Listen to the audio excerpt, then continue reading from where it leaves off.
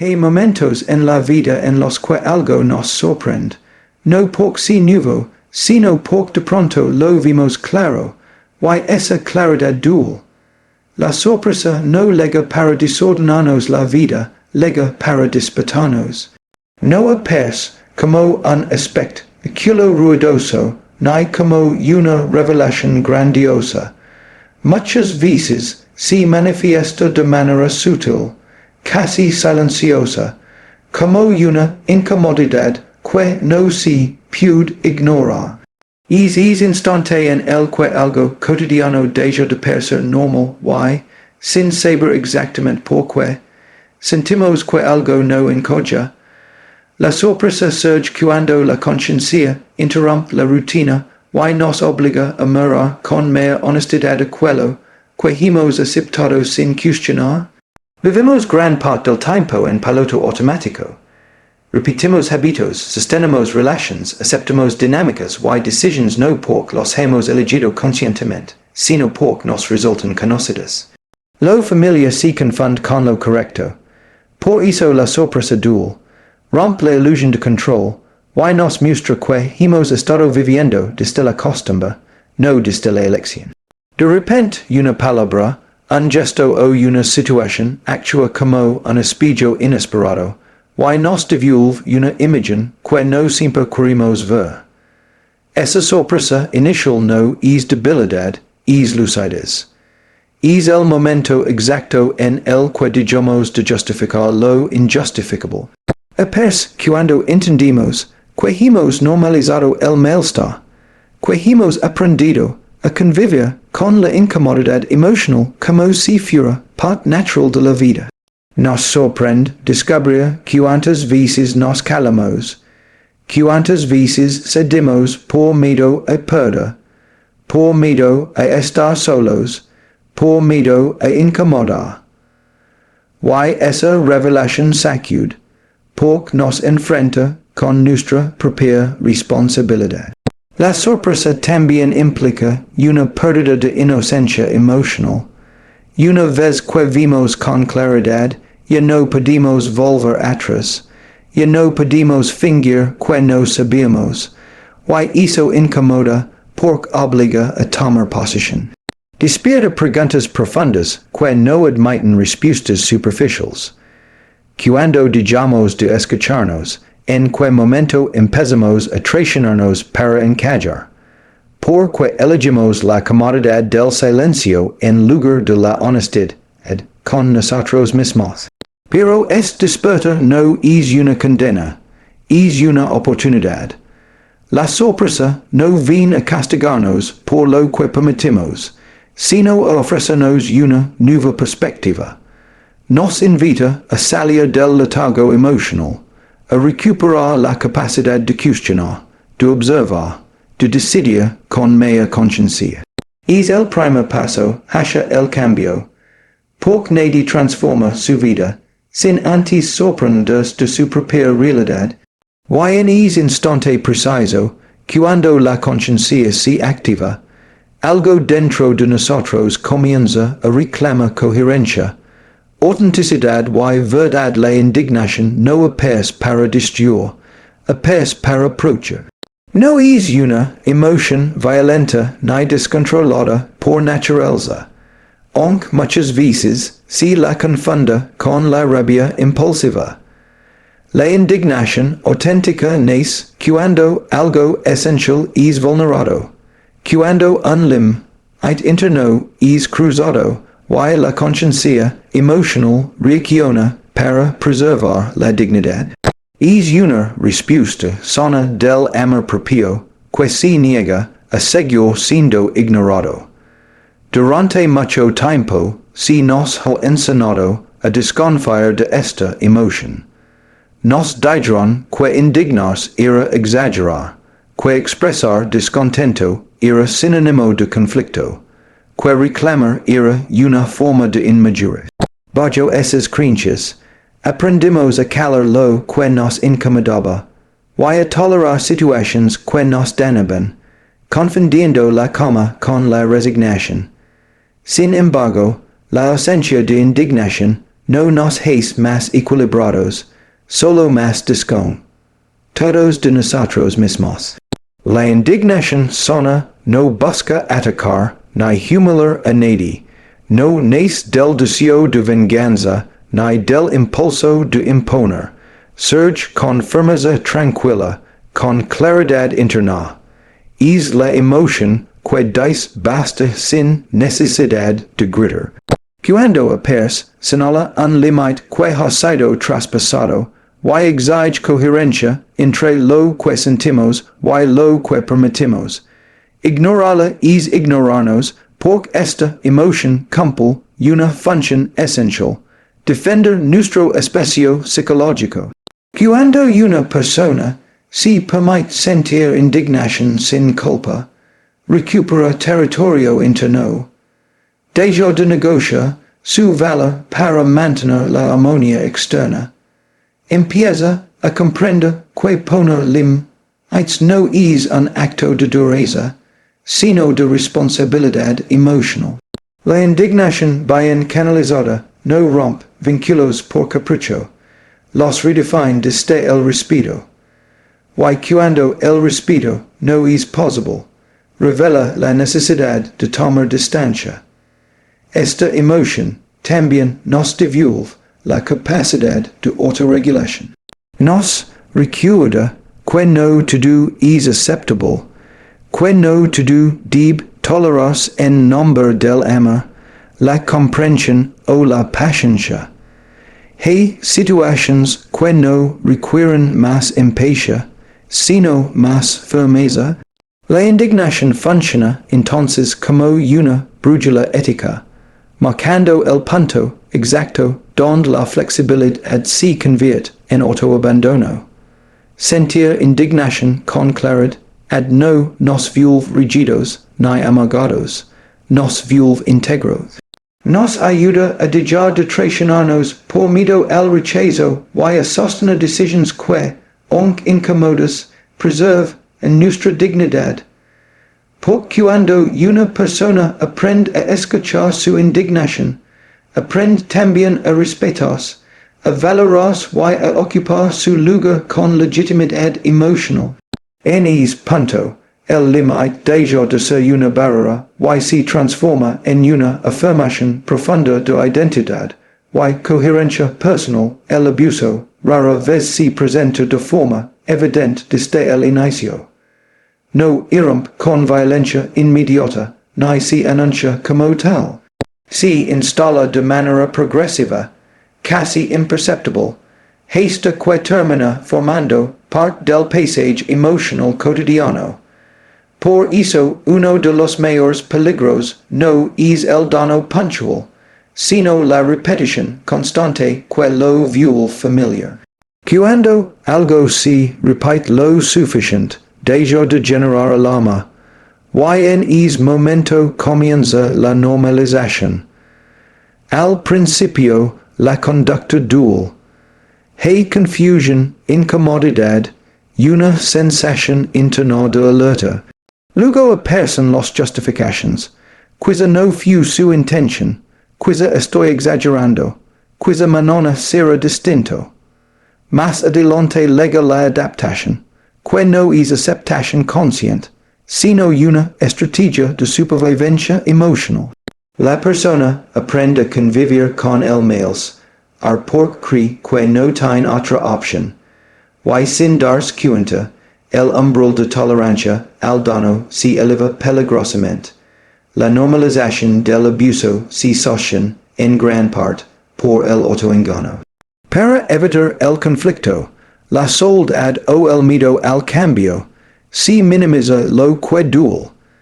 Se relativiza el desprecio, se disfraza la desvalorización de humor, se confunde control con preocupación.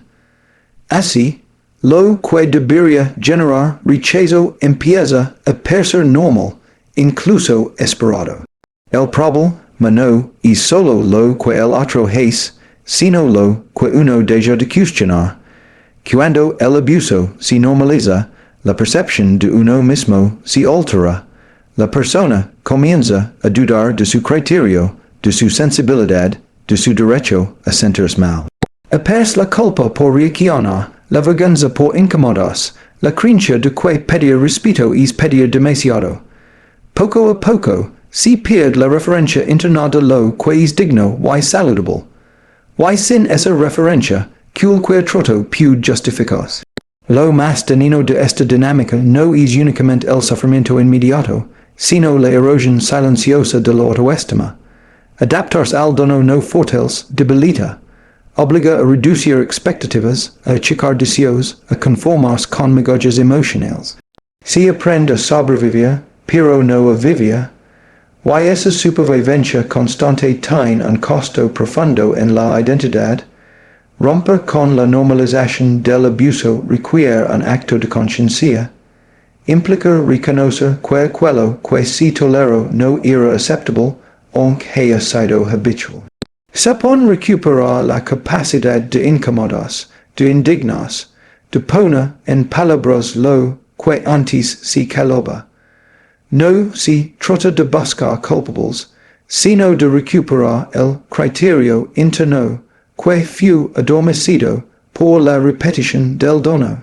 Cuando una persona deja de normalizar a lo que la hiere, comienza a restablecer límites, a reconstruir su valor y a recordar que el respeto no es un privilegio, sino una condición básica de cualquier vínculo humano digno. Las emociones no son el problema es no saber escucharlas.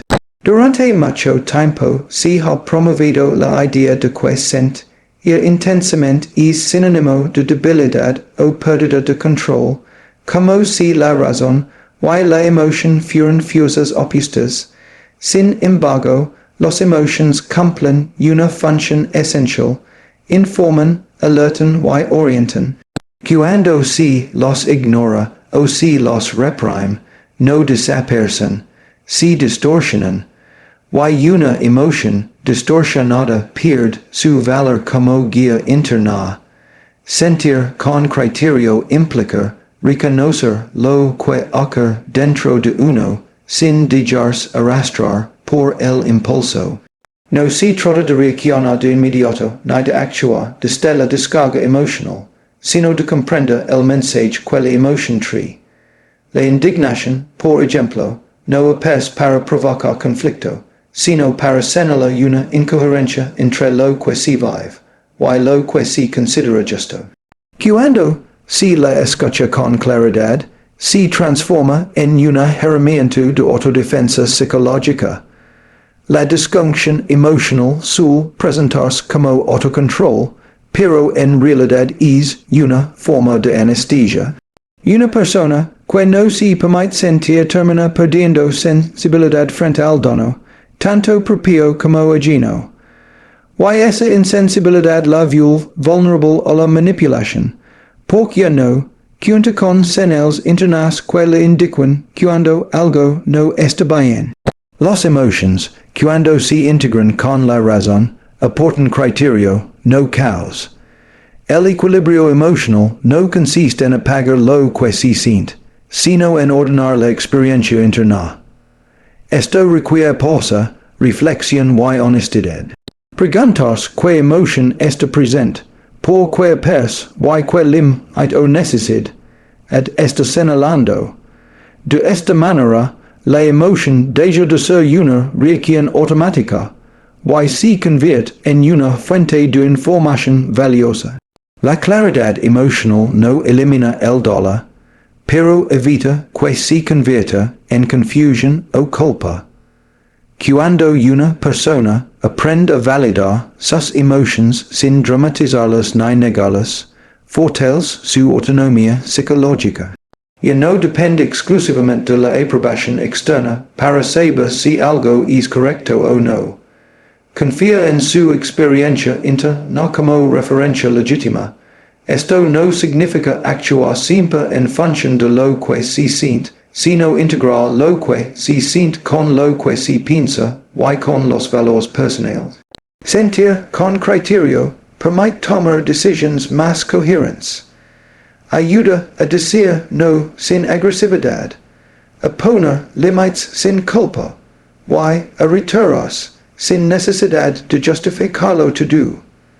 La emoción deja de ser un estorbo, se convierte en una aliada del discernimiento. En ese punto, la persona no se deja dominar por sus estados internos, pero tampoco los silencia. Aprende a escucharlos, a interpretarlos a responder con conciencia, preservando así su equilibrio emocional, su dignidad su capacidad de elegir desde la coherencia interna. Elegir la dignidad es una decisión interna que no siempre se siente cómoda, pero si necesaria. No surge del orgullo ni de la rigidez moral, sino de una comprensión profunda del propio valor. Durante mucho tiempo, muchas personas confunden dignidad con frialdad o distancia, cuando en realidad se trata de fidelidad a uno mismo. Elegir la dignidad implica dejar de traicionarse para sostener vínculos, situaciones o expectativas que exigen el sacrificio constante de la propia integridad emocional. Al principio, elegir puede generar miedo. Miedo a decepcionar, a perder afectos, a quedar solo, a ser egoísta. Es miedo no es una señal de era, sino una consecuencia natural de haber priorizado durante años las necesidades ajenas por encima de los propios. Cuando alguien comienza a respetarse, rompe acuerdos implícitos que estaban basados en la renuncia personal. Toda ruptura de ese tipo genera incomodidad, tanto interna como externa. La dignidad no necesita explicaciones extensas ni justificaciones defensivas. No grita, no amenaza, no busca imponerse, se expresa con coherencia entre lo que se siente, se piensa se hace. Apenas cuando una persona decide no permanecer donde es minimizada, cuando deja de aceptar tratos que la disgustan, cuando se permite decir no sin sentir culpa. En ese acto silencioso hay una fuerza profunda, porque nace del autorrespeto y no de la confrontación. Elegir la dignidad también implica aceptar pérdidas. A veces se pierde la imagen que otros tienen de uno. A veces se pierde una relación, una rutina, una falsa sensación de seguridad. Pero lo que se gana es más esencial, coherencia interna. Esa coherencia es la base de la paz psicológica. No hay tranquilidad posible cuando una persona vive en contradicción constante consigo misma. La dignidad se construye en decisiones pequeñas y cotidianas, en no calar lo que duele, en no reírse de lo que humilla, en no adaptarse a lo que hiere. Cada vez que alguien se elige con honestidad, refusa la convicción de que su valor no depende de la aprobación externa. Esa convicción no vuelve a la persona inflexible, la vuelve clara. Cuando se elige la dignidad, se deja de pedir permiso para existir con autenticidad, se comprende que el respeto no se negocia, que el amor que exige autoabandono no es amor, es dependencia. En ese punto, la vida deja de organizarse alrededor del miedo y comienza a estructurarse desde la coherencia interna, donde las decisiones ya no buscan evitar el dolor a cualquier costo, sino preservar la integridad personal como un acto fundamental de libertad emocional y fidelidad a uno mismo. Elegir la dignidad es un acto profundamente personal, que no depende de la validación externa ni del aplauso de los demás. Es una decisión silenciosa que se toma cuando una persona reconoce su propio valor y deja de negociarlo por miedo, costumbre o necesidad de aprobación. No nace de la soberbia ni del deseo de imponerse, sino de una comprensión mayor de lo que significa respetas. Elegir la dignidad es dejar de vivir en contradicción con uno mismo. Durante mucho tiempo, muchas personas sostienen situaciones que los tienen porque confunden dignidad con sacrificio. Creen que amar es aguantar, que ser comprensivo es calar, que ser buena persona implica ceder siempre. En ese proceso, el yo se va diluyendo lentamente. Elegir la dignidad implica detener es desgaste y aceptar que no todo lo que se pierde es una pérdida real.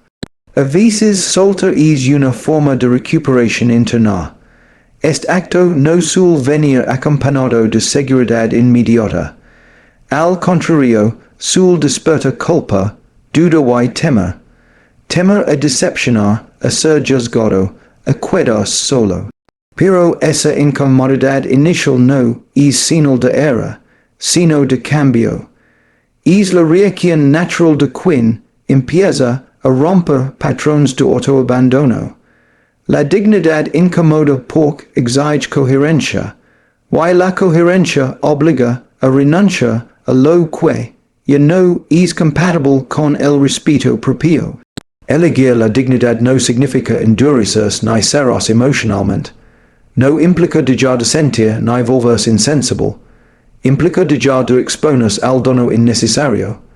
Es comprender que la impaciencia hacia los demás no puede construir sobre la anulación de uno mismo. Cuando una persona se elige, aprende a poner límites claros, no para castigar, sino para cuidarse.